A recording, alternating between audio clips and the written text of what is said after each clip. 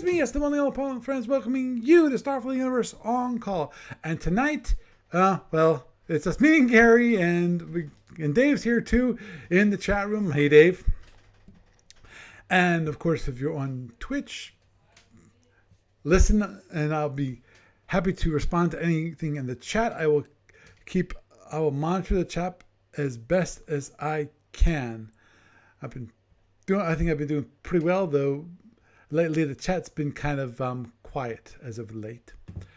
But in my mind, that does not really matter, does it not?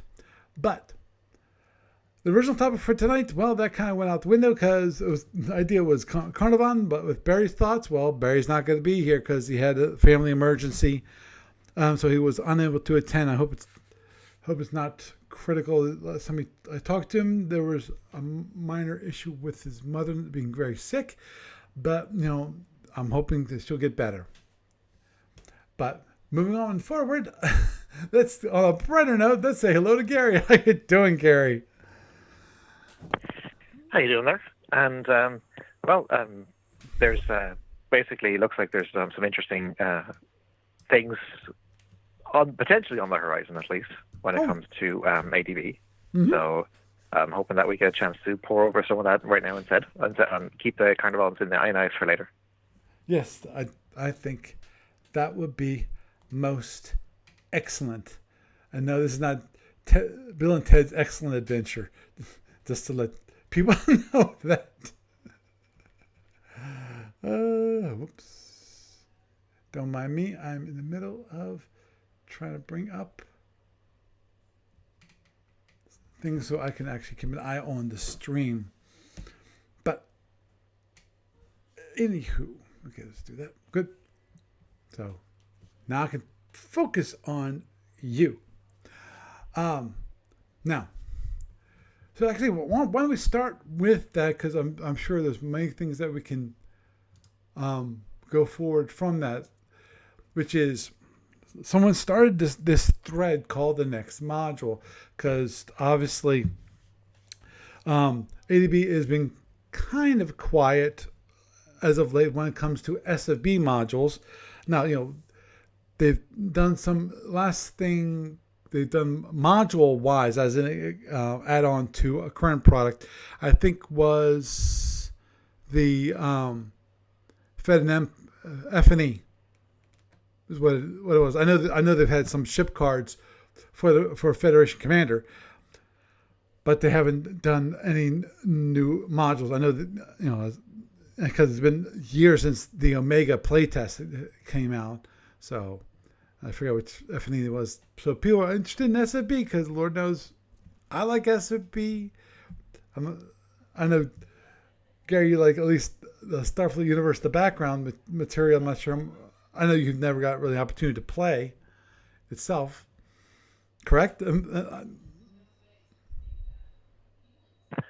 Okay, so basically, usually when it comes to counter sheets, they have been, I guess, for the last few decades, I suppose, they've been the driving force in terms of new, either it's SFB or Federation Commander or whatever. But as you know, well, as some of you may or may not know listening, usually what happens is that Fed and Empire counter sheets usually get done in a separate batch because they're double-sided. Right. So, for example, if you have like a counter for a Federation Heavy Cruiser, when it's normal, it's got like 8 points on one side, and then you flip it over to the crippled side, it's got 4, and so on and so on and so on. Mm-hmm. So usually what will happen is that by the time a certain F&E product runs out of stock, or then they can basically prepare a counter sheet, which would allow them to release a product, usually updated to the current 2010 edition of the rulebook. So, for example, Fighter Operations was updated in 2016, which included like a major revision to the Four Powers War scenario. Right. And at the same time, they were able to basically use the same counter sheet to print the LDR, Vudar, and Seltorian counters for F&E minor empires. So that's kind of the thing where you basically in times past at least, either a single-sided or a double-sided counter sheet would include something old or something new. Now, for single-sided counters, it's a little bit different. So I think the last batch included the Starfleet Battles counters for Module C6, the Bravians and the, well, guess who?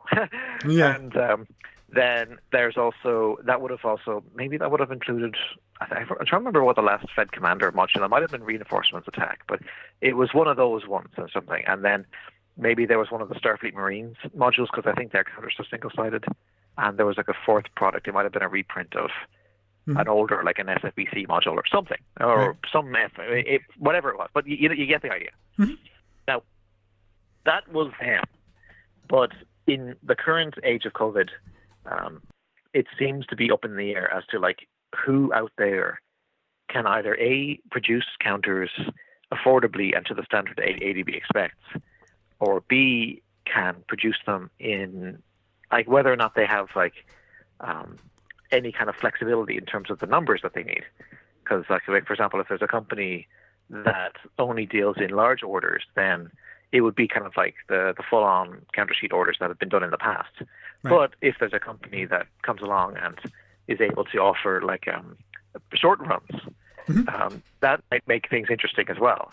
But especially if it's economical. Basically, because I know some of the reasons why you have to do larger print runs is just the cost per sheet gets pretty high for the smaller lots.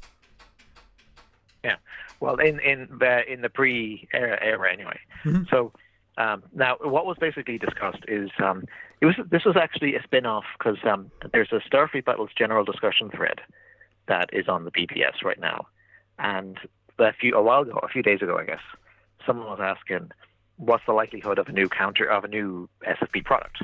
Right. And Steve Cole was saying that if they can find somebody to do the counter sheet, it's looking like 100%. And but then later on, I think he said that it'll probably be after Captain's Log 54 before any, serious investigation is put in or whatever, which is fine. But of course, but I guess the main what happened is that a bunch of people were posting their preferences for a new module. And sometimes, like in the past, when this kind of discussion happened, it kind of peters out. But this time, it was actually taken out of the SFB general discussion, and an entirely new thread was created by ADB. So this is basically a more for realsy discussion. What I would suggest is that for anyone out there who is listening, who's into Starfleet Battles, now, if you have a personal preference in terms of what the next module would be, what you'd be willing to pay for, now is the time to go onto the BBS and add your thoughts to the discussion. And I guess time will tell as to like where it all goes. But I suppose the main question would be whether or not, because the thing is that to give some context, should I continue or should yes, please. Do you want to add anything? Yeah, okay, I think at the moment, though, obviously, the one thing you pointed out earlier is the whole cost of counters and creating counters and maybe figuring out new ideas on actually creating counters. Well, I noticed there was some discussion in the threads here. There is that. So I guess what I would say is to take a step back for a second and think about what an SFB product can be and what it should be, whatever. So we know that there's, I guess we could call them full modules or premium modules. They're the ones that like module C6. Right, that introduce basically a new empire and have new rules with new weapons and systems and that kind of thing. Yeah, I mean, like, well, in the past, that's also included like things like module R12 or 11. Like, they've got the counter sheet, they've got the fancy cover, because I think the cover has to be paid for separately, because ADB are only able to print the black and white rule books and SSD books in-house. Color covers have to be ordered separately as well. Right. So there's that. Then the second level, I guess the level down, is a product like Module C3A, which has a fancy color cover, but has no counter sheets. So it's still, I guess you call it a deluxe product, though it's not quite the premium level the way like C6 would be. But it's still a formal publication. Mm-hmm. And then you've got I guess, playtest products, which would be things like Module E4 or E3, which Right. don't have a color cover, and they're still technically playtests, so they're not formal publications, but they've got the full whack and of SSDs and so forth, whatever, to try to make, like, say, the Borak or Paladin campaign compatible. Right. And what I was actually thinking would be interesting is that, because over in Federation Commander, there's the concept of e-packs, where in between the print runs of full-scale FC products, you can get PDFs, or in some cases, they actually have print-on-demand versions that you can order off the ADB storefront. So if you would rather have a physical copy.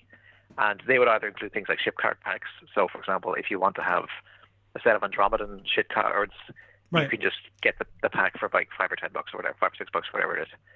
And alternatively, there's, like, for example, the Lost Empires, the Parabians and Carnivons. There is a separate PDF pack that includes 3 Carnivon ships and 3 Parabian ships, and the rules needed to fly them in Federation Commander.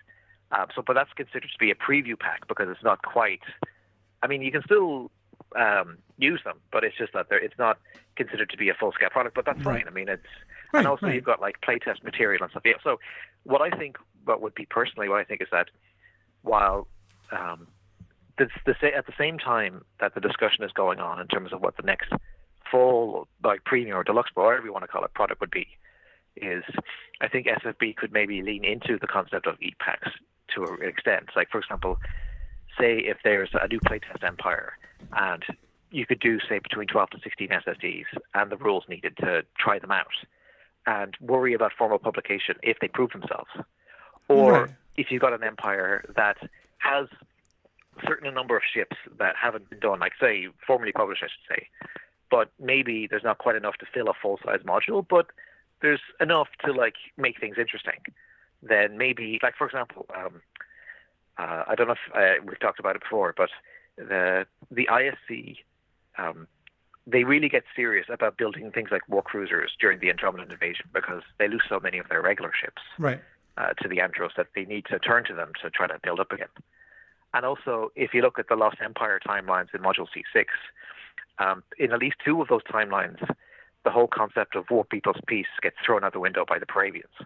So the ISC actually become a traditional empire allied to the Gorons. So in those timelines, they would presumably start building things like war cruisers at the same time as other Alpha Octant empires. So if you, for example, needed a product that had like war cruiser scouts and commando ships and so forth, I mean, yes, you could try to put that into like a module R13, but if there aren't enough historical ships to fill out an R13, I'm saying that there aren't, but for argument's sake, you could maybe do a mini, like an E-pack, whatever, and say, okay, here's a single empire's worth of a handful of ships that are real, and go have fun. It's like, less of a time sink. It doesn't need a fancy cover. It doesn't need counters. Go out there and have fun. And basically the same kind of thing that you would do with FC. I think that personally, that would be a pretty interesting option. But I just want to get your thoughts on that, actually. Okay. When it comes to e-packs, well, Yeah.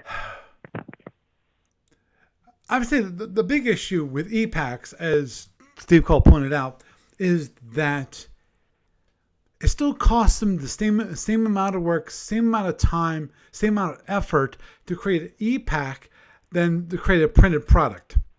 The only thing that you save on, is, of course, is the printing material, which is minuscule compared to the price of the product. The big question in when it comes to e-packs is how much money are people willing to pay? Are they willing to pay at least close to what is considered full price for? And this is a full. I'm talking about a full module, not a like a playtest pack, whereas it's very small, so obviously it's not going to be nearly as much work to create. There's still, obviously, when it comes to the design effort, when it comes to the rules and so forth, but when it comes to the number of ships, it's going to be a lot less. So therefore, a lot less work to actually provide. And I agree. In that case, those would be, I think, the whole idea of having an e-pack as a way of testing the waters when it comes to what kind of product people will buy, I think it's a valid reason to create an e-pack. Obviously, but the thing is, you can use it as kind of as a feeler for finding out, okay, what exactly sells. Now, the tough part about that is that unlike creating new games, where you look for a certain number of pre-orders and then you'll actually build the game, and they're considered separate games, they're not part of an integrated product. When it comes to the whole concept of these kind of playtest materials to feel out, those still have to have a some kind of integration into the Starfleet Battles product, and possibly with the other playtest products themselves. So that's going to be a lot more work when it comes to the whole idea of balancing and integrating the rules between the different products. So that makes it a little more difficult to swallow overall, and obviously then we have to worry about the whole problem with piracy, where you have a certain number of people that actually download and buy the product from, let's say, Warehouse 23, and then there are all these other copies that show up on the internet because people don't. Oh, I bought it and I'm free to give it to whoever I want. Well, no, that is not the case. And they won't be able to sell as many copies versus a hard copy, which a physical copy, which is harder to basically steal. So, well, for comparison's sake, if you look at Federation Commander, now it has the same delay between full modules in terms of the print runs, but it's actually been quite a while since there was the last. But there's been, of course, there's topics on the burn, a slow burn in terms of will X ships be next, or will fighters or PFs or whatever. But generally speaking, death to all fighters. Well, unless you're Hydron or Hyper, maybe. Right. Agreed. Agreed. Yeah. Mm-hmm. But okay, so what I would say is, so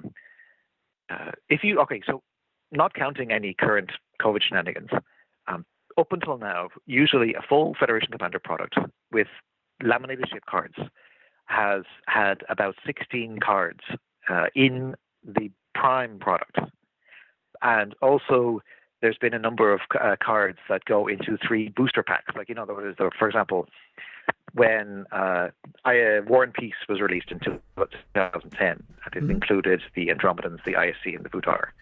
It included 3 booster packs, 28, 29, and 30, each of them giving you, some of the ships are the same, similar or the same as the ones that are in the Prime product, but others are new. So I think it's something like around 24 distinct cards. So anyway, the number escapes me off the top of my head, but you get the idea. So, but usually, if you look at an e-pack for Federation Commander, the standard ones are usually about $5 and they come with about 6 ships. There's been talk about a new pack with 8 or something like that, but we'll have to wait and see if that happens. Mm-hmm. But usually in those ships, the e-packs, they're either the same standard ships that you get in laminated print or whatever, or maybe they'll throw in a bonus extra card that doesn't exist in print, or at least not right now. Mm-hmm. So there's, for example, the Feds have about 3 or 4 e-packs, and there's ships like the Galactic Survey Cruiser or the Old Heavy Cruiser that you can get in those packs. So yeah, basically, I guess you could say that the price points are different, and also the number of ship cards are different. But it's okay. I mean, it seems to be working so far. There's been quite a number of e-packs out there, and I'd like to think that there's enough honest people purchasing them to make it worthwhile. Right. So I guess that's kind of like the headspace I was in when it comes to SFB. I wouldn't necessarily want a side e-pack to have 64 or 80 SSDs, but maybe, as I say, 12 or 16, and just enough to either expand upon a pre-existing empire like the ISC or Andromedans or whoever. The Federation, sure, because like there's like things like the Fraley Cruiser Powerista. You could put that into a pack. The Nightmare on Elm Street pack. Or as I say, introduce a brand new, like a new playtest empire, like one of Omega's Lost Futures, or like one of the Triangulum empires, or something like that. Or even like, for example, if you look at Module C6, there are no X ships in it, but it would be difficult to, like, even if there's a new X ship module, like a module X1B or whatever you call it, for first generation X ships, I should say. It's a question as to, do they actually fit in there because they're alpha octants, or do they not fit in there because they're conjectural? So maybe what you could do is do like a mini pack where you pay a smaller amount and you get a smaller number of X-ship SSDs, but enough to make them competitive with Gorn and ISC X-ships or with Andromeda ships or whatever. And then it basically, there'll still be a degree of workload involved in terms of creating the SSDs, but not nearly as much as there is in terms of like creating a full-fledged module. Agreed, but which means what you're talking about. Well, depends upon what would be in X1B, because if it's X1B, it would have to include X ship rules for like the Omega empires. Which actually the question: did the Omega empires actually ever get the X kind of X ship kind of technologies kind of thing? Ever get to that? Well, they do, but they would be like a dedicated Omega X module, which would be a separate category of product from an Alpha Octant X ship module. Right. So you're imagining you're imagining an X1B module to be more ships, but in the Alpha Octant. Well, there is a discussion thread for X1B on the BBS right now, and people can post ships, because there have been a number of X ships, like for example X frigates that were, I think they were in Captain's Log 51, 52 or something, because I remember that I think the Klingon E4X is a little bit cheap for how powerful it is. I mean, like the good comparison would be because in X1R there's a Win Barracuda X, which is about 120 points, but anyway, but the E4X is much cheaper than that, but that's a discussion for another time. But yeah, basically so I suppose at this point we should probably double back to the main point I was trying to get to, is to what should be in the next module. Right. So. Right.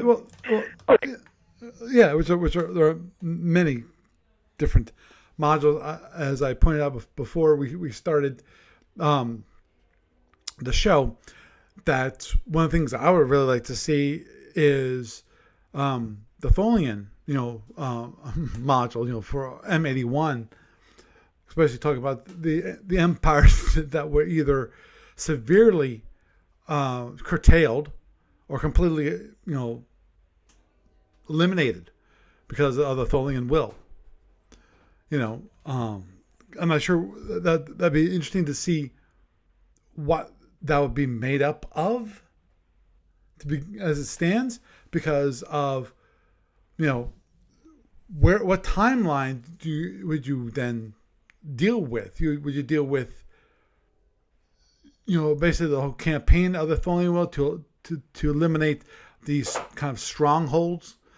Or do you want to wait after the Tholian will is basically broken and they go yike and leave the galaxy because of the Celtorians, and the whole uprising, and them coming back, some of the I'm not sure how many were actually wiped out versus like defanged, because most of the time it's kind of, the whole idea of wiping out a civilization is kind of pointless. It's waste of people, waste of manpower, and that kind of thing. So that's one of the things I would like to see. Obviously, but I think the major holdup with that is basically they want to get out GURPS Tholian first.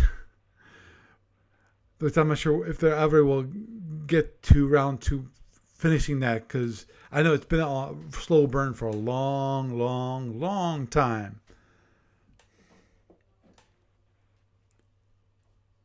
Well, if it helps, back the last time when Module C6 itself was being selected, this was back, I guess, late 2012, early 2013.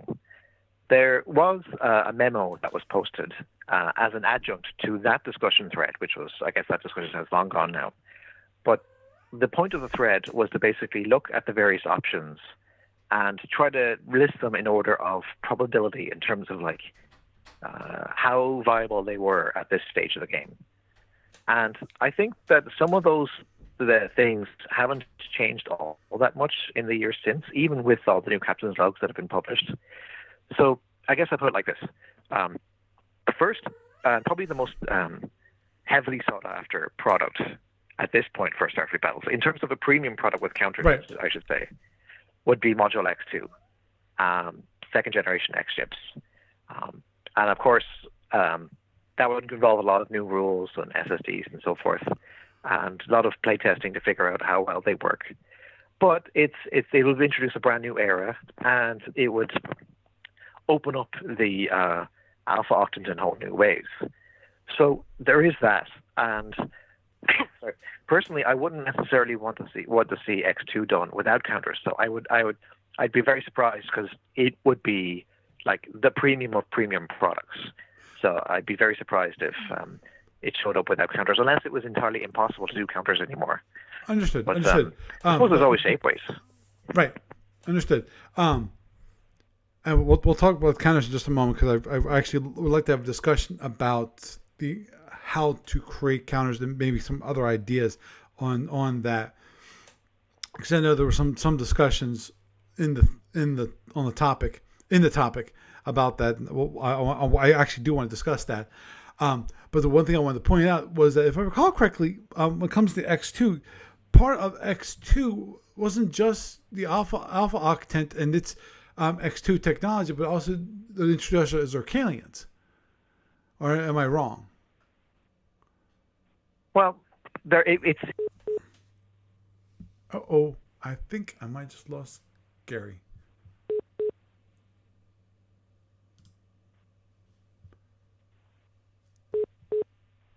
I don't know, was that me? No, that's not me. Okay. Dave, can you still hear me?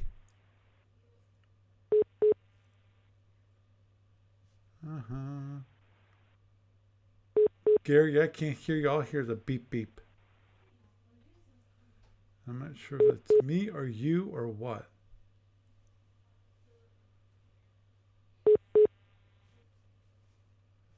Okay, that looks fine. Yeah, okay. Which means I can't hear Gary.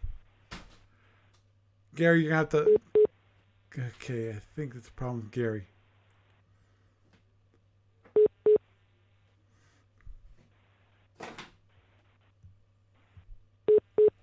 Okay, Gary. Okay, I'm not sure if he's actually in the room too. Okay, you hear the beep too. Okay. So I'm not sure if Gary's in the chat. Okay, let's look. I was wondering if I could tell. No, I can tell, and he's not in the chat. Crap. Okay, no, it's not. I don't want to block him. Let's mute and see if that does anything. 5. Okay. I think definitely it's Gary's phone. I'm not sure what happened with Gary. I'm gonna mute him. Gary, if you can hear me, please call back. You hang up and come back. Okay, if you can hear me. I'm gonna mute Gary. I'm not sure what happened, Gary. I do not know.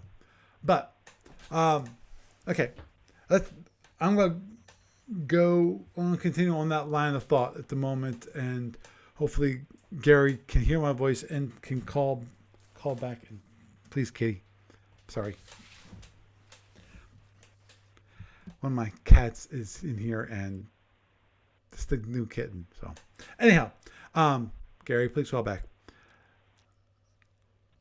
But when it comes to the X2 and there's Zircalians, even if they're intrinsically tied, at least most of the time I've heard discussion about both of them.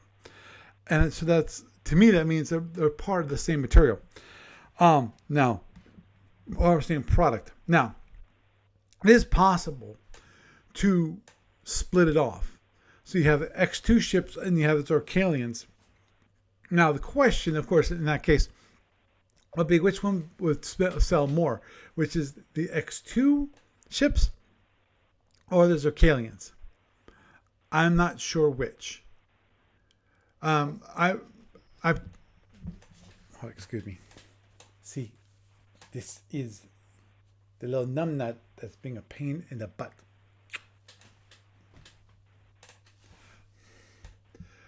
Okay, but yes. So I think. See if I still don't hear anything from Gary except for some beep beeps. Okay. Crap. I'm not sure what. Maybe a glitch in the system. But anyway, I want to bet most people are going to want X2 because the way I feel like when it comes to the Zircalians is that the question is where are they going to fit in?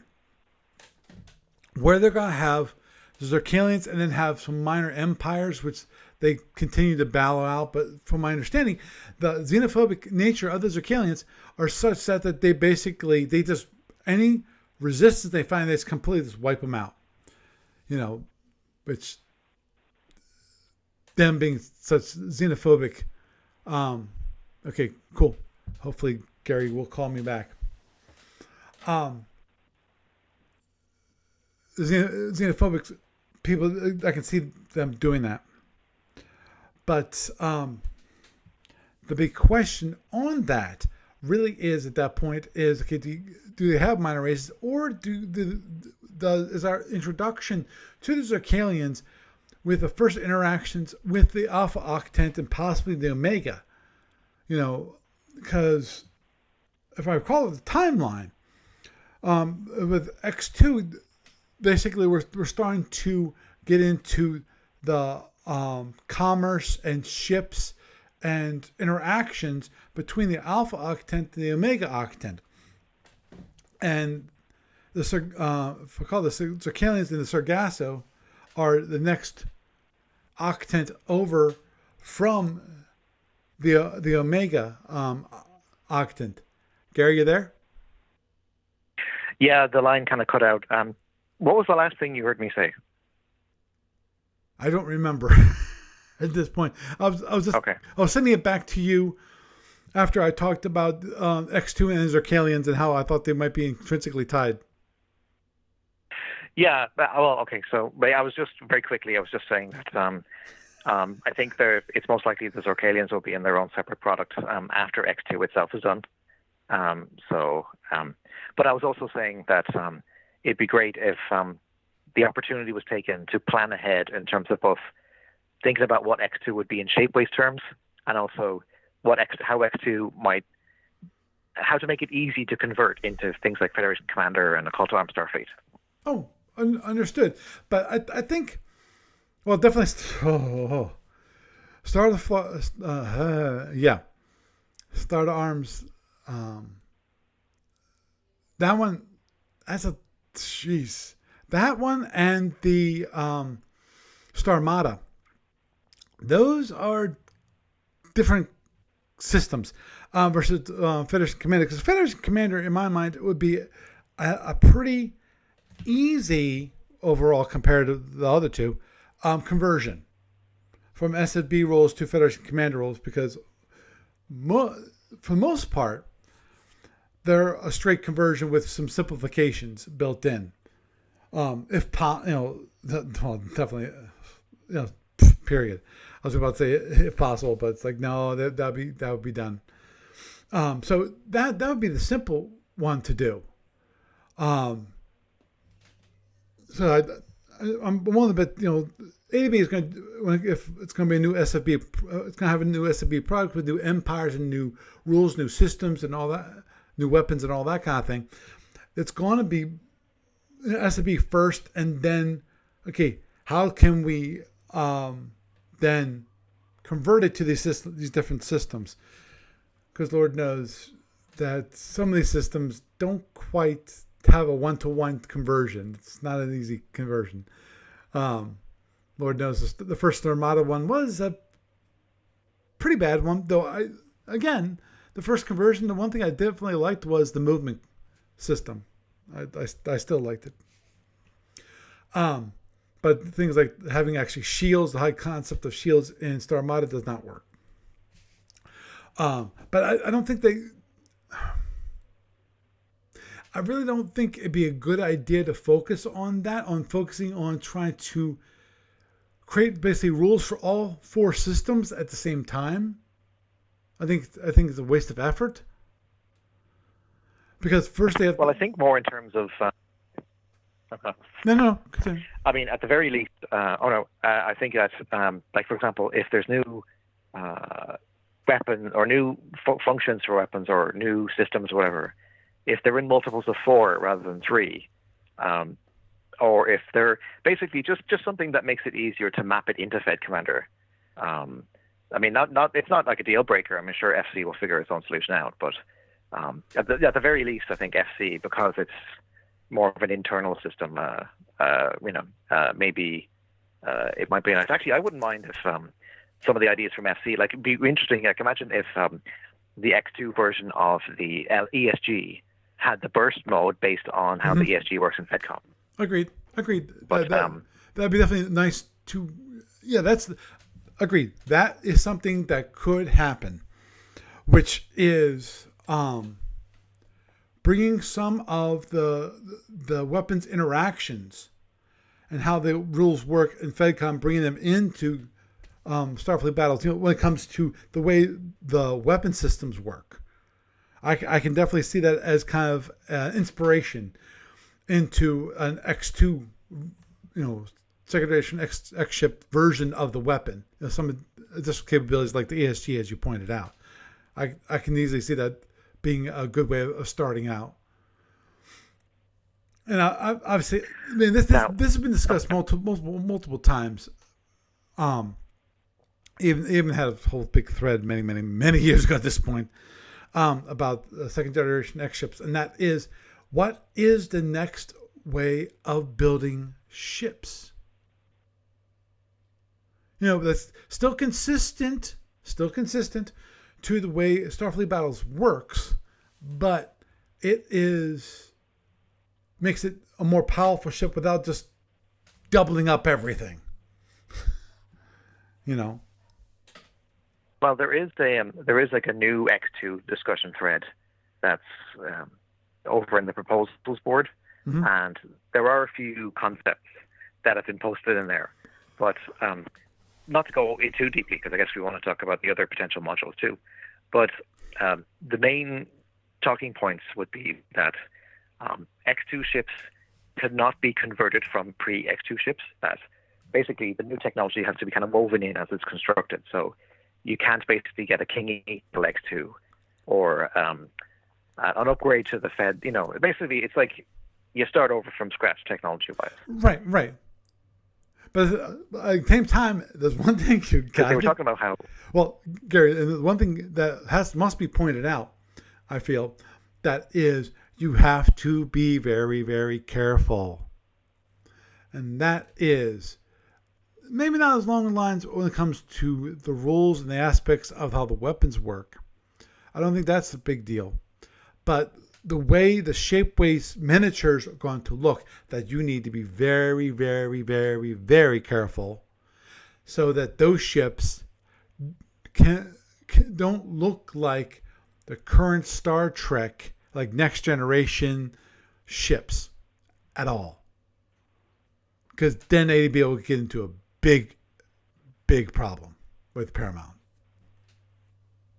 Well, of course, as a counterpoint to that, I would point to the Shapeways miniature for the CX or the DX for that matter that are already up there.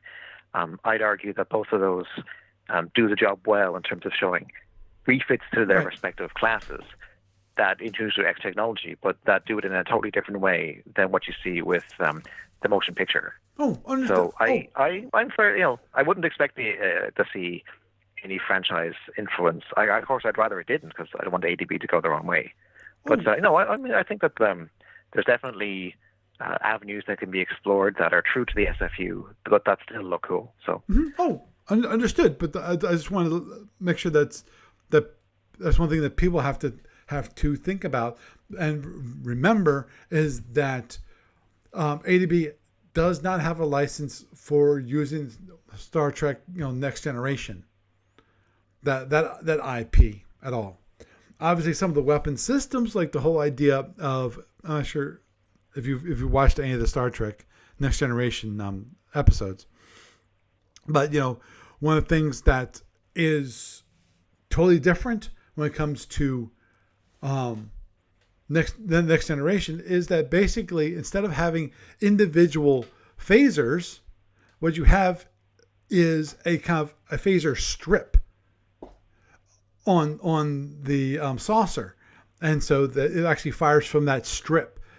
So you can easily see that kind of idea being brought forward into the second generation X ships, where you no longer have individual phaser implants. That this has this phaser fires along this arc, this phaser fires along this arc. Possibly you have a phaser array that it has, which covers basically an arc itself, and it's possible part of that arc can be knocked out. That kind of idea, or even just have it so that the amount of phasers that can be fired in that arc are limited. And as you do damage to the ship, you knock out, the number of phaser blasts that can occur from that kind of ring or that, that arc there is limited. That kind of idea. I don't know. That I'd be worried that might twitch things for Paramount too much. So, but I think the other point I want to try to get to is Gary. I think I really don't feel like Paramount is looking at the rules. I think they're more worried about IP itself, meaning things like, the ship looks like a Star Trek Next Generation ship, or that picture of a ship looks like a Star Trek Next Generation ship, and then you've crossed the line. I think that's more of what they're worried about, and less worried about rules that the weapons are similar to the way things are in Star Trek. Now, obviously, we don't know how that weapon system works at all. There's no explanation,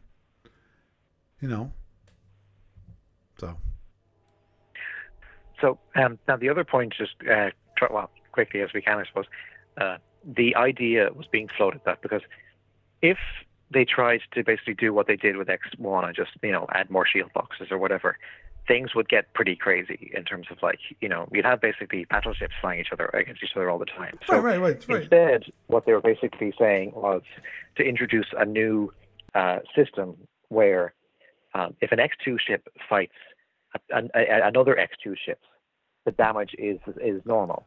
But if they fight a pre-X2 ship, then they'd have 100% additional damage against that ship, and they'd only take 50% damage from the pre-X2 ship. So in theory, imagine if you had an X2 SSD, and the ship only had, say, 22 shields on either side. Now that just spitballing here, and you were going up against an X1 ship which has, say, 32 shields on either side. So on the X2 ship, those 22 shields would become the equivalent of 44 shields. But when you have X2 versus X2, they still only count as 22 shields. So the speed of the game is faster when X2 is fighting each other. but it still would scale with older technology ships in that sense. Right. Which is ADB's real biggest concern, because that's one thing they have made it really clear when it comes to X2, which is it must be compatible with and work with the older generation ships.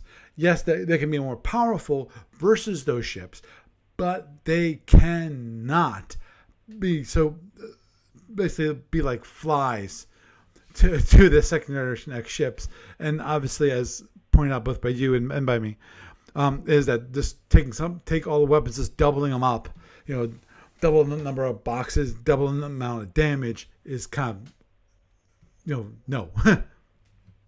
Now, the one thing actually I was thinking about on that was that I can see the whole concept when it comes to the weapons being second generation weapons, and the idea, as strange as it might sound, which is changing the way things are repaired. The repair cost gets more expensive for the second generation weapons, but you could actually repair them as like first generation weapons for a cheaper cost.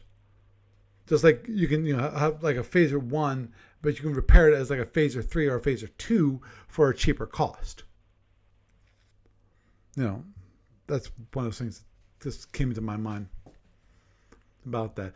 But yeah, as you said, we want to point out some of the other possibilities for modules that were pointed out on the discussion thread.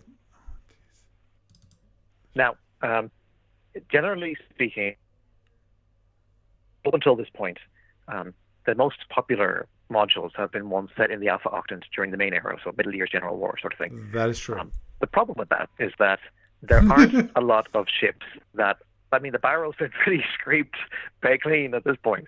We're down to the Fraley Powerista and, the Federation OSR. No, I wouldn't say no to old series Federation ships, but I prefer new Terran design ships to be in the Aurorans rather than with Starfleet. But there's basically there are certain like classes that have been previewed in Captain's Log, like light battleships and so forth, but there's been an overall question as to whether there are enough real ships as opposed to conjectural ships that could go into like an R13 or a J3 or a K2 and so forth. Are there enough gunboats to, like, for example, are there enough fighters? Are there enough, XYZ, whatever? Even when it comes to like early years or now, I would probably argue that you could probably do a few more Federation like National Guard fleets, like you could do the Martians or Tellarites and so forth. Right. And you could do the early Udar and so forth. Or for X, X1R is pretty good, but it's still the same question to a certain extent. Where, short of jumping all the way to X2, how tapped out is the rest of the Alpha Octans in terms of tactical warp the starships? Oh, agreed. I think you're scraping the bottom of the barrel is when it comes to, it's like, how many more ships can there possibly have been? And and when it comes to the Alpha Octant, I know people like to play in that Octant and that timeline, but really, there's only so many ships that ever existed, and as you point out, I don't think conjectural ships really will sell product. And alternate timelines, I don't think people are really interested in alternate timelines. I really don't. Well, in all fairness, Module C6 did a good job of introducing ships, because they made a point of saying, even if these Paravian and Carnarvon ships don't exist in the standard timeline, there are other timelines where they are. So someone can buy C6 and consider them to be a quote-unquote real. They'd expect them to work. Now, I don't know how popular C6 is, but, it's still a fairly chunky product, but, they had to go to an alternate timeline to make them. Yes, there is the potential for Carnarvons to exist in Sargasso, or of course we know Paravians exist in Omega, but they're different products. They're not necessarily this product. So, which brings me to another topic, Omega, because basically there's tons of historical ships that are still Oh, left need to be gone. undone. Like, Yes, need to- understood. yeah. So, like, there's star bases, there's tugs and transports, there's battleships. Well, we don't know how many of them would be conjecture or not, but battleships would be cool. There's war cruisers, there's X-ships, there's even earlier potential, because you could look at, like, for example, the Misrons. Like, you could look at the ships that the three founding species had, same way with the ISC and the Federation in the Y modules for the Alpha Octants. You could do separate Volpa, Tazal, and Malimi ships and have them build up towards the Misron lines. But then in the modern era, you could go in reverse, because when the Volpa split off to become their own rival faction, we already have a sample Volpa ship in Module Omega 2 and on Shapeways. I should point out there is a miniature for the Volpa blockade runner, and it's really cool looking. Because you can actually see, for example, they've taken, like, the influence is from the Misron destroyer, but it's much sleeker and meaner looking, and it doesn't have the floating platform that the destroyer has. So and of course there's additional empires, like there's the Zosman Marauders that have been previewed in Captains of 50 and 52, and there's those Paravians, and there's empires that haven't, they've only been listed by name, such as the Echari dynasty or the Skan, and so there's tons of stuff, whatever that can be done. It's just a question as to what would be the best format. So one option could be to do maybe like either do what's been done already, where you pick a type of ship and do everyone's version of that, or what I think might be a little bit better is to focus on only a handful of empires and really work towards getting them campaign compatible. Like I'd maybe pick, say, Misron, FRA, and one other empire, or even just Misron and FRA, and do all the ships they need to function as viable empires the same way that the Magellanic Cloud empires work, or the way that the empires in Module C6 work. Mm-hmm. And then move on to another batch. So, for example, you could do rival empires like Prober and Troberin, or you could do Iridani and Chlorophon, or you could do Blasco and Zosman. You see what I'm getting at? Mm-hmm. Yeah. So, because they're never going to fit everything in one module anyway, and I wouldn't expect them to.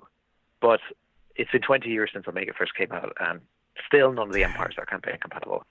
So I think it's better to focus on a handful of empires and get them functioning, and then work that way, rather than once again diluting each batch the same way. That, for example, like with Module Omega 5, it's got gunboats for a bunch of different empires, and it has early fast patrol ship tenders and so forth. But they're still, like, that's still not enough to make any of those individual empires work fully. Like, it doesn't even necessarily represent all of the PF tenders that those empires have. I mean, that sort of thing works in the Alpha Octant. Like when Module K came out, and it did the same thing where it introduced, here's the Federation Thunderbolt. It's conjectural, by the way, unless you're in the Andromeda Dark timeline. And here's the Klingon G1, and here's the Starhawk, and so forth. But the core empires that those ships were for were already at the point where they worked properly. Like you had things like Module R2, and you had, I mean, they all used the same SSDs for their star bases and battle stations, so you didn't need to worry too much about, like, oh, I don't have a separate Klingon starbase SSD. Woe is me. You can use the generic one. Of course, Omega, you can't do that. I mean, a Misron starbase doesn't look anything like a Drek starbase or a Soldra, if a Soldra even have a starbase. So I think that, but at the same time, I mean, Omega is its own thing. Like, you don't need to worry. Like, for example, if you look at Module C6, it's got variants for everything, basically. Like, there's war cruiser minesweepers, there's war destroyer minesweepers, there's frigate minesweepers, and so forth. You don't need that in Omega. You could basically just say, okay, well, maybe this empire just did one type of minesweeper, and then another one when they develop warships, war cruisers and stuff, and that's it. So you could probably do half or as many mission variants that you need in the Alpha Octant, and they would still work perfectly fine. Mm-hmm. So that would basically help cut down on the number of SSDs that need to go into a certain product. Right. And if you're focusing mainly on the current empires, you don't need any new rules because all the rules exist. Agreed. Actually, just a note for those who are not actually watching and only listening. Dave says that he likes actually alternate timelines, even though I don't feel like that would be a big seller. Obviously, the big question, which is always ADB's focus when it comes to new products is what will sell. And to be honest, I'm not sure that Omega sells. You know, I personally, I would like to see those empires, filled out. You know, when it comes to the what ships would actually make up a complete fleet when it comes to those empires, because you know some of those ships existed, they had to exist, and of course the bases had to exist, but we have no SSDs, no idea of what they actually look like. You know, we don't even have most of the Phaser 4 rules. Right. Because they don't have a Phaser 4 currently in Omega, and there would need to be some kind of weapon like that. Even let's say that they didn't have Phaser 4s. Let's say that they use more heavy weapons. Maybe that's a quirk of how Omega solved the issue. That so they have these more powerful. Well, I should note that the Federal Republic they retain Alpha Octane Phaser 4. So, and also I think the Kiksa, they have a Mega Gauss cannon. So I should say that most Omega empires don't have their Phaser 4s. But I think that this is actually that's the reason why I would focus on Mistron and FRA. The FRA, I guess they could have more of an in for players because they use Terran ships for the most part. I mean, they've got a couple of bonus ships, like there's a few Klingon hulls that we talked about before, and there's the Orion Raider Cruiser and so forth, and there's a Lyran ship. But for the most part, they use ships that are derived from like the Terran Light Cruiser and the Terran Police Cutter. Right. So they were a bit more close to home, for lack of a better word. For someone who's basically looking at Omega for the first time, then it's something that's like, it's home from home, so to speak. Mm-hmm. And of course, the Misrons, because they're so central to the history of the Omega Octans, like they work together with the FRA and against them in terms of the Civil War. So those two empires, if you basically work them out and highlight the fact that you can get a bunch of Misron ships on Shapeways, then that basically might be a good first step in terms of trying to basically highlight, what makes Omega, how Omega works, and hopefully make it more interesting as a setting. And then, of course, it would make life easier in terms of trying to convert them to other game systems, because like the FC Omega project would definitely benefit from more Misron or FRA ships. Mm-hmm. And in the future, now, I can't speak for how long this would be, but I think it would be really cool if either Starmada or Call to Arms made use of the fact that there's so many Omega Shapeways miniatures now to actually do, look at, give people more ways to use those miniatures. So, right. And also because, I mean, if people are wary about some of the weird empires and stuff like the Soldier or Branthodons and so forth, I mean, yes, they exist, but you wouldn't necessarily have to pick them to be the first empire that you bring up to campaign compatibility. Right, well, you can ease in with the more normal empires and then get to the quirky stuff later, if the demand is out there for it.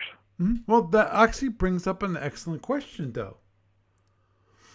Does the next product need to be an SCB module? Obviously, that's what the discussion here is about, and what's on the discussion board.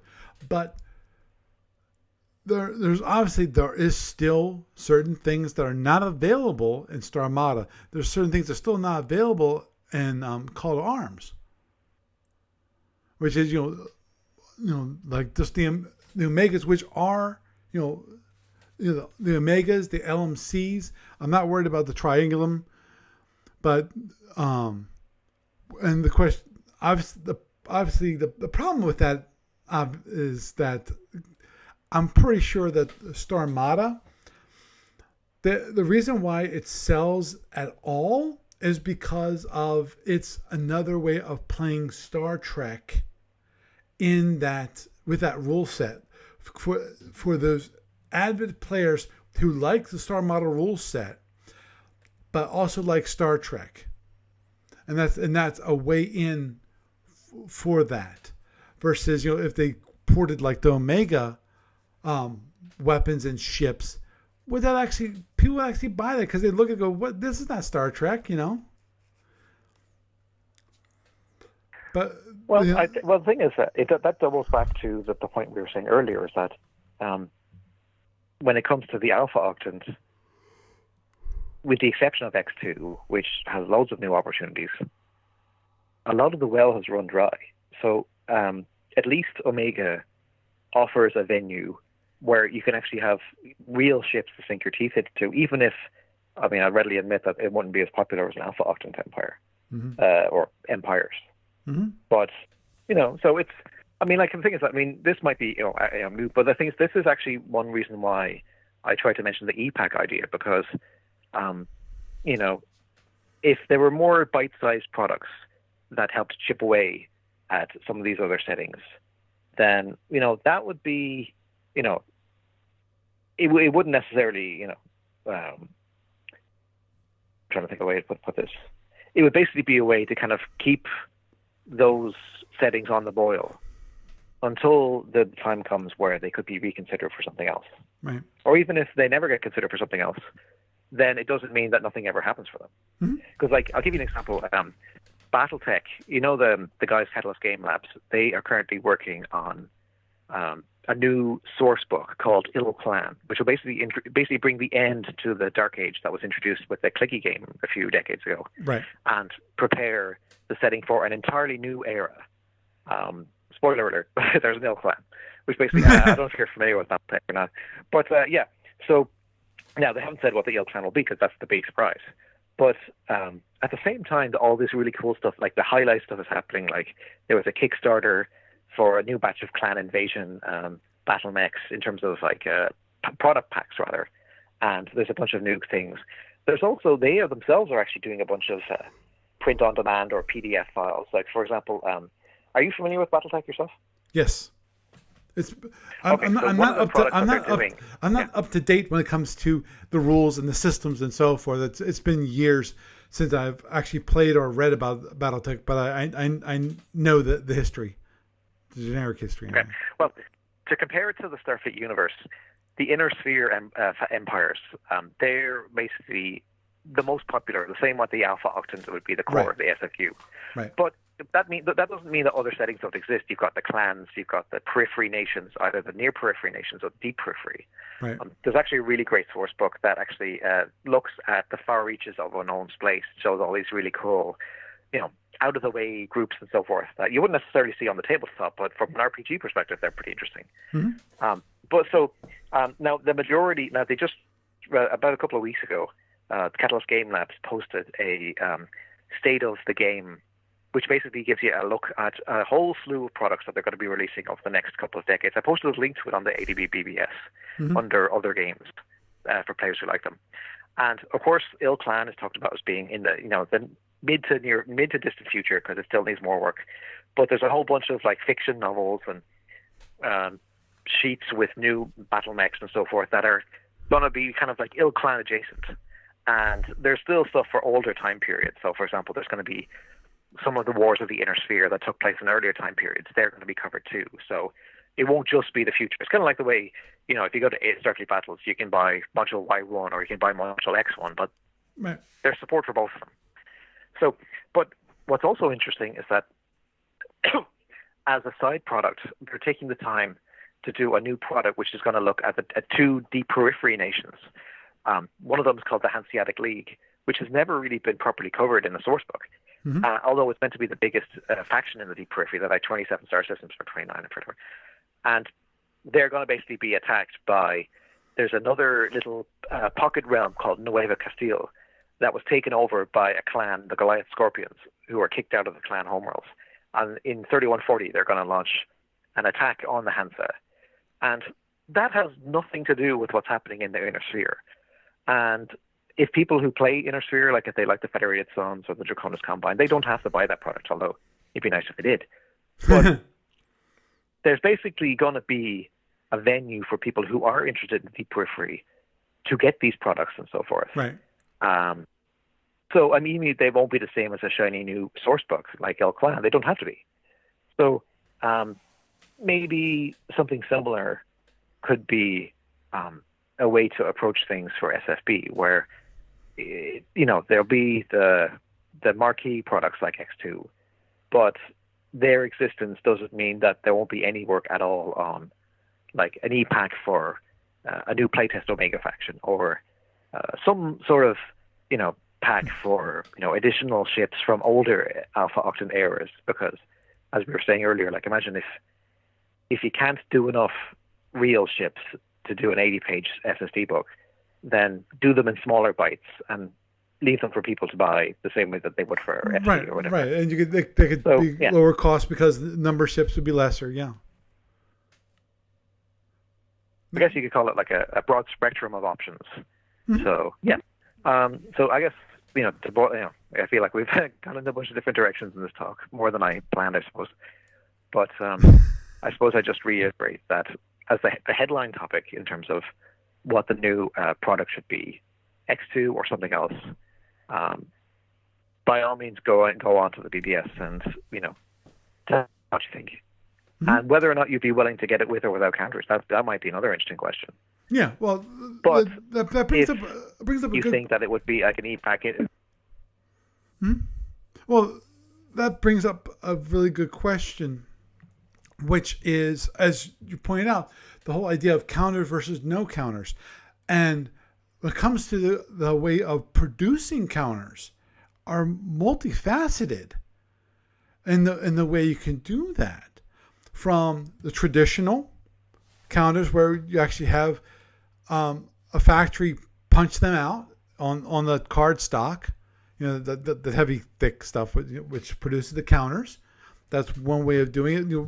Whether it's a large batch or small batch, we're not going to argue batches. We're just going to talk about what kind of counters, because obviously for SFB it's single-sided counters, so that makes things a lot cheaper. Because Lord knows the biggest issue that F&E has with double-sided counters is that those counters both sides have to line up.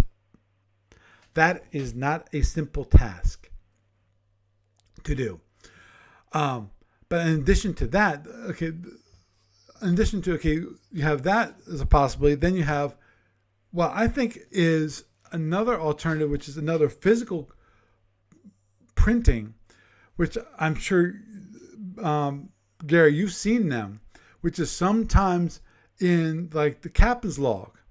There's an additional kind of hard, not quite hard stock. It's more kind of, it's a little, I'm debating on how stiff it is. Because I think it's just a little bit stiffer than the actual cover sheet, the cover for the captain's log. Or it might be around the same. Yeah, it's around. You're thinking of how in Captain's Log 50 they had the stock was almost the same. Like like when you buy a regular SFB module, each rule book or SSD book, it's got that like slightly thicker paper that's on the front and back cover. Mm-hmm.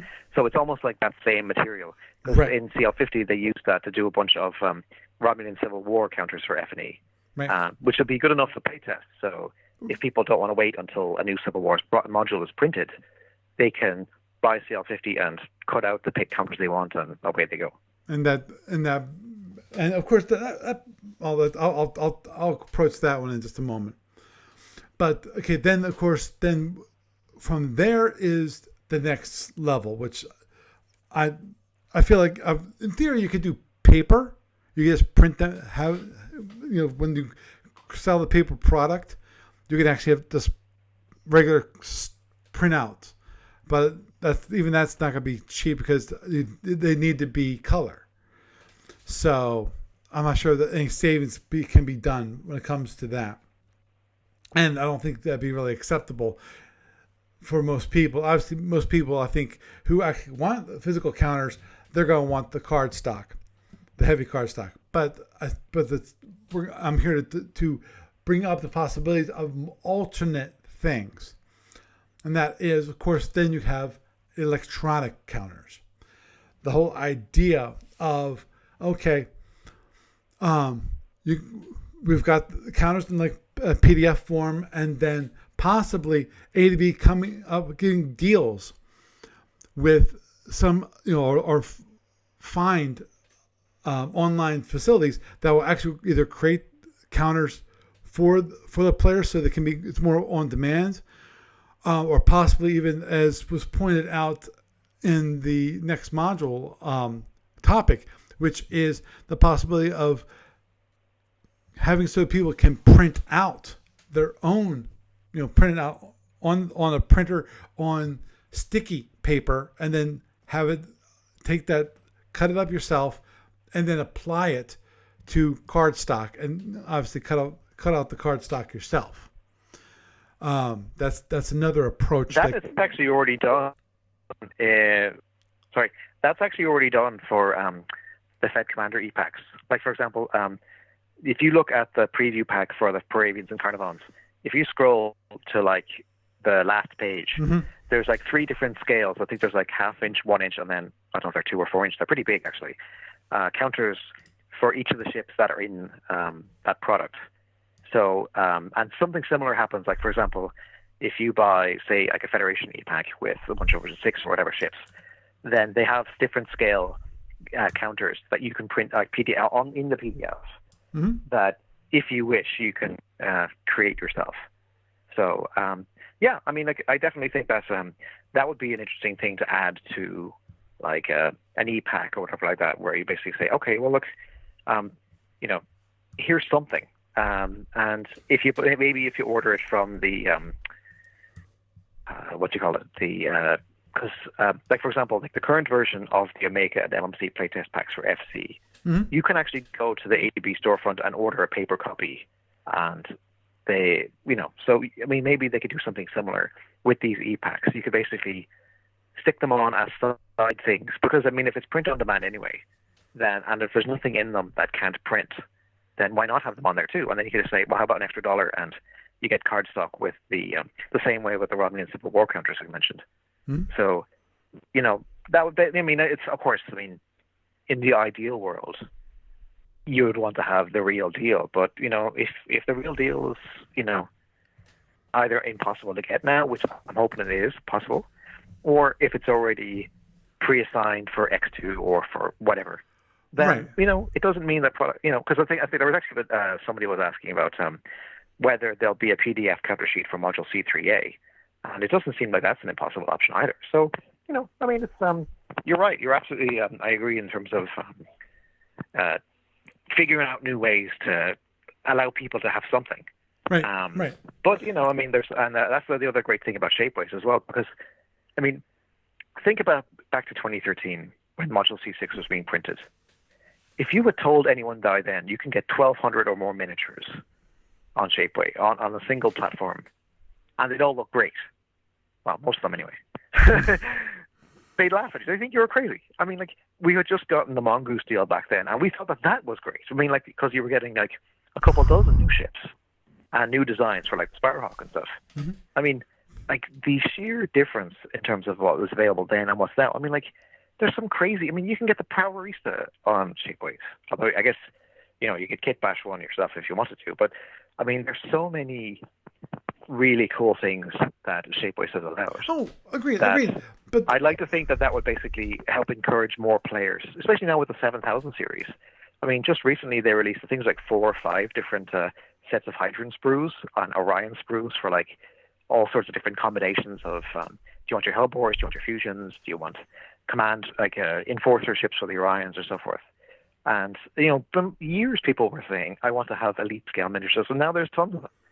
So I mean, maybe now is the time to try to re-up people's interest in playing Starfleet Battleswift miniatures in whatever scale they feel comfortable with. Understood. But here's always the issue with miniatures, and that is cost. It's prohibitively expensive to get all the miniatures that you need for whenever you want to play SFB. Now, if you have a certain fleet that you always fly, that's doable. But again, it's pretty expensive. And that was always the beauty of the counters, which they cost a bit, but they're not nearly as expensive as miniatures. Now,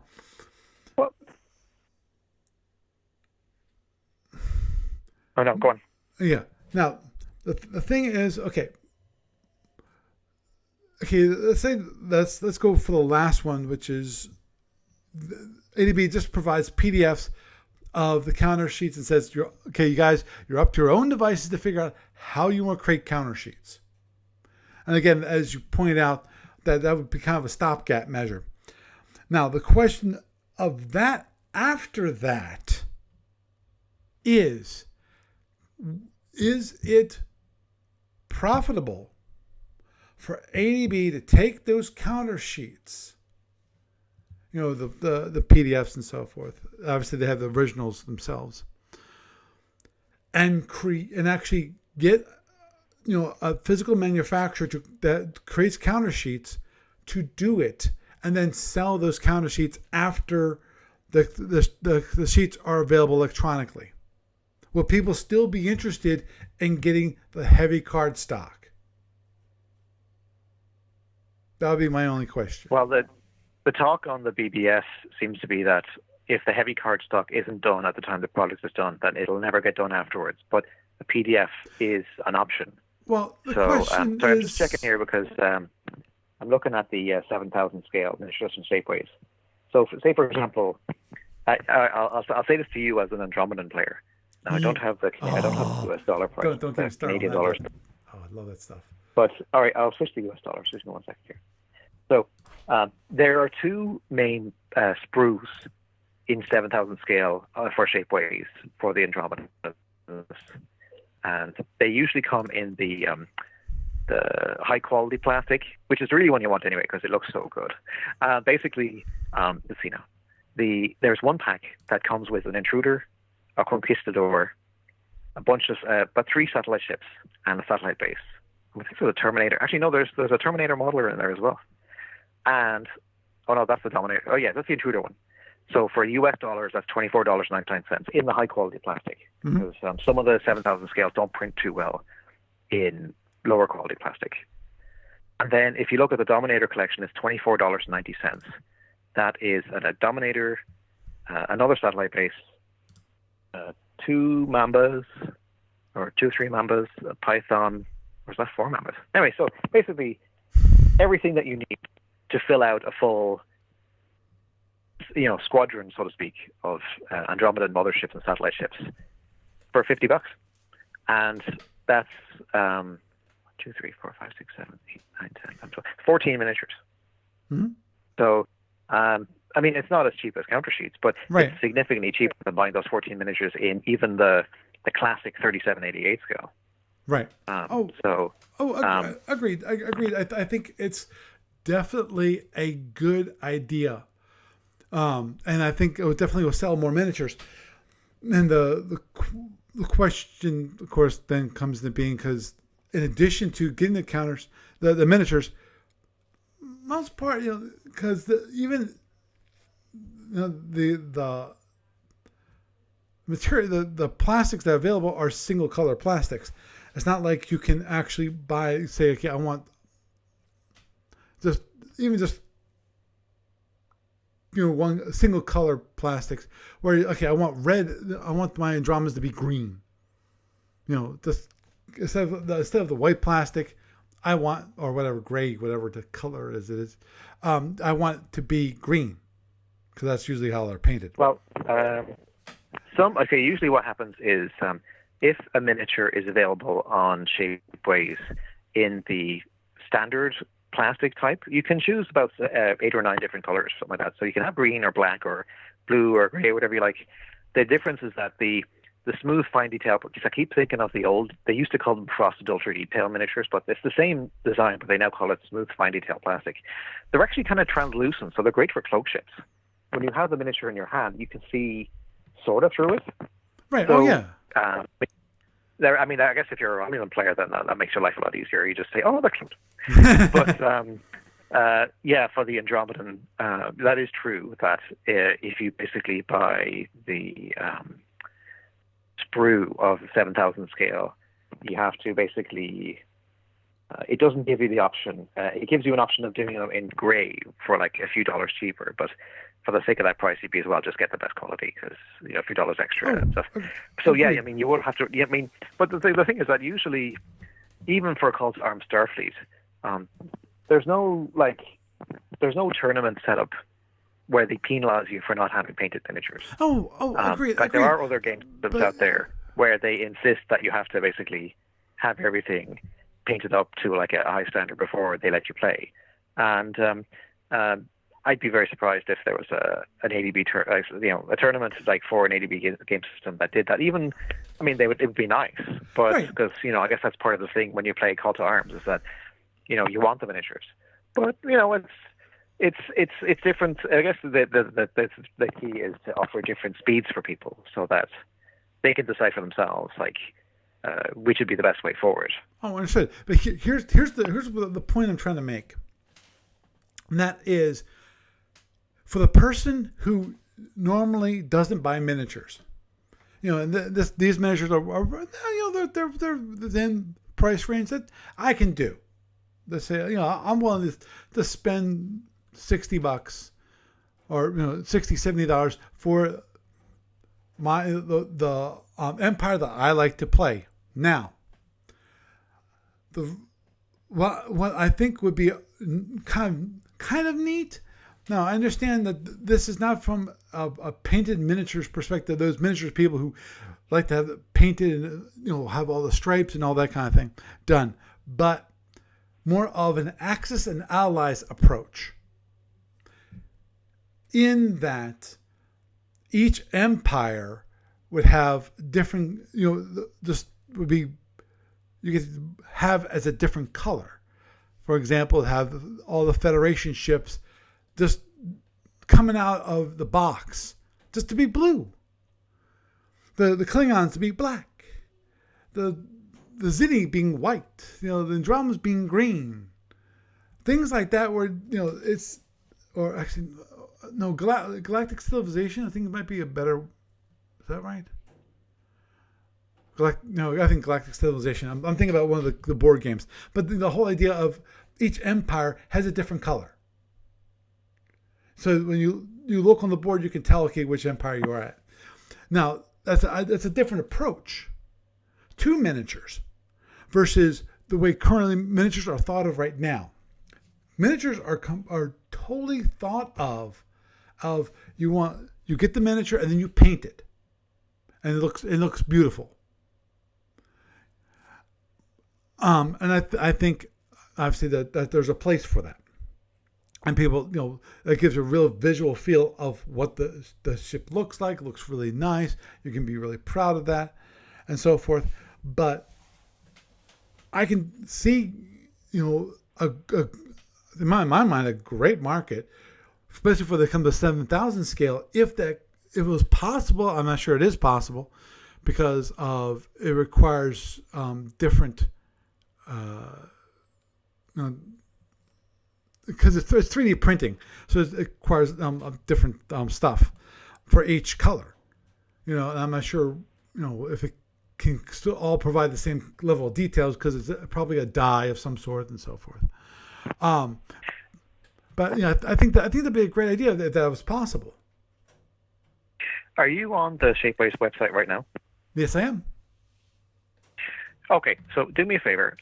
Go on the left side of the menu, where it says, you can choose your empire or choose your scale or whatever. Right. And bring it down to 7,000 scale for a second. Where? Oh, there it is. Okay. Yep. 7,000 elite. Okay, there's 78. All right. Now, if you notice on there, you've got some of the pictures have like a blue background. Mm-hmm. And some of the other ones have a gray background. Right. Okay, so the gray ones are the ones that can be cast in the cheaper plastic that you can choose the color for. And so for example, let's say if you pick the Neo-Tholian, there's one here, a 7,000 scale Neo-Tholian Fleet Core Collection that gets you like a Dreadnought and Heavy Cruiser and so forth. So enough to go around conquering a galaxy. or a fleeing one. So if you bring that page up, Yeah. if you bring that page up, then you actually have the option where you can choose. Oh no, it only has white. Yeah, sorry. Oh, it's I'm white and thinking gray. with the bigger scale miniatures, you can choose a whole bunch of different colors. But it Right. seems that for the 7,000, it's just white. So there goes my idea. Oops. But I guess a kind of spray paint would probably do the trick. I mean, it's Right. it's not free, but Agreed. it's still But what's actually interesting as well is that there are. I think we mentioned this on the program before, but there's 3 tournament cruiser sprues in 7,000 scale as well. Mm-hmm. So there's one that has the Klingon, the Fed, and the KR, and then there's another one that has like the Andromedan. It has the ISC, Gorn, Xinti, Neotholian, Archaeotholian, and Win Oxbox. And then there's another one that has the Fish Ship, LDR, Lyran, Orion, and Hydron. So those products basically were created to try and encourage people doing tournament play, which is something dear to your heart, of course, to be able to basically have them at a scale where they would be reasonable for people to basically, like say a group together could decide, like if they're going to go, like when people can go outside again, so things like Council of Five Nations,